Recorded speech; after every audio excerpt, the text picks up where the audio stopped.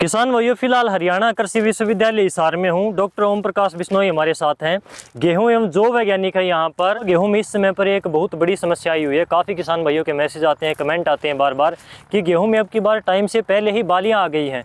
तो टाइम से पहले बालियाँ आने का क्या कारण है, इसको कैसे रोकें, कैसे ठीक करें? सबसे बड़ी समस्या बनी हुई है पीलापन के बाद में। ये पिछले 10-15 दिन से हमारे पास भी, हरियाणा कृषि विश्वविद्यालय हिसार के विभिन्न वैज्ञानिकों के पास भी इस तरह के फ़ोन आते हैं कि हमने अक्टूबर के आखिरी सप्ताह में 1270 बिजाई करी है, 303 करी है, या 187 है, 222 है, 3086 है।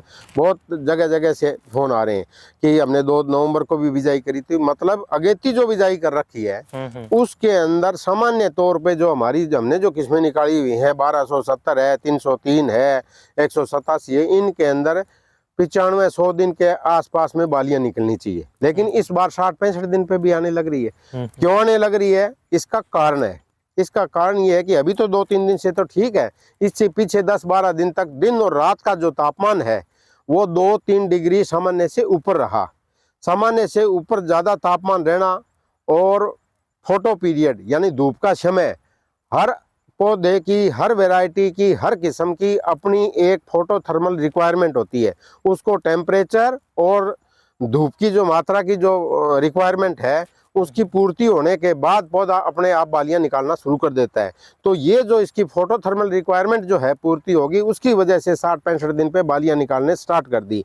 और उसके अंदर क्या है कि मेन जो टिलर है वही बाली निकाल रहा है, साइड के टिलरों में बालियां नहीं आ रही। और जैसे ही टेम्परेचर डाउन हुआ वो बालियां निकलनी बंद होगी। तो ज़्यादा किसान भाइयों को घबराने की ज़रूरत नहीं है। इसके अंदर ये टेम्परेचर की वजह से ही था। और मेन बाली निकली है। मेन बाली का थोड़ा साइज छोटा रहता है तो हमें नुकसान होने की संभावना रहती है। बाली का अगर साइज पूरा निकल गया तो दाने के भरने के लिए समय भी अच्छा मिलेगा, तो दाने भी उसके अंदर बोल्ड होके पैदावार में नुकसान नहीं होगा। फिर भी अगर बालियां निकलने से जो नुकसान होगा, अब जो हमारा टेम्परेचर है वो जो रात का टेम्परेचर है डाउन आ गया, 7-8 डिग्री के आसपास आ गया। दिन का टेम्परेचर है जो 10-11 डिग्री के आसपास है। तो ये जो लो टेम्परेचर है लंबा चलेगा तो इसकी अवधि बढ़ेगी पौधों की और आपकी जो है भरपाई हो जाएगी। फिर भी अगर किसान भाई इससे भयभीत हो गए, तरह तरह के, कोई सागरिका डाल रहा है, कोई किसी तरह की दवाई डाल रहा है, इसमें क्या चीज़ डालूं मैं, फंगस डाल की दवाई डाल देता हूँ, कुछ भी दवाई डालने की ज़रूरत नहीं है। सिर्फ और सिर्फ इसको अगर आप करना भी चाहते हैं तो कुछ जिंक यूरिया की स्प्रे कर दो। 500 ग्राम जिंक सल्फेट 21% वाला 2-2.5 किलो यूरिया इसमें प्रति एकड़ के हिसाब से 100 लीटर पानी में मिला के स्प्रे कर दो।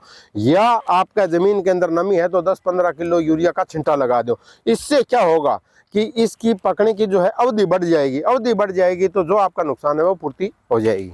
तो इसमें ज़्यादा घबराने वाली ज़रूरत नहीं है। इस बार ही पहली बार इस टाइप की सिचुएशन आई है टेम्परेचर में, या जहाँ पे आपने नमकीन पानी लगा रखा है या आपकी ज़मीन रेतीली है, खाद पानी की पूर्ति नहीं होगी तो पौधे स्ट्रेस में आगे भी बालियां निकालने लग जाते हैं। लेकिन यहाँ पे अच्छा खाद पानी वाली जगह, नहर वाली जगह भी इस तरह की समस्याएं आई हैं तो वो टेम्परेचर और फोटो पीरियड यानी दिन में धूप के हिसाब से जो पूर्ति होगी पौधे, उसकी वजह से बालियां आ रही है।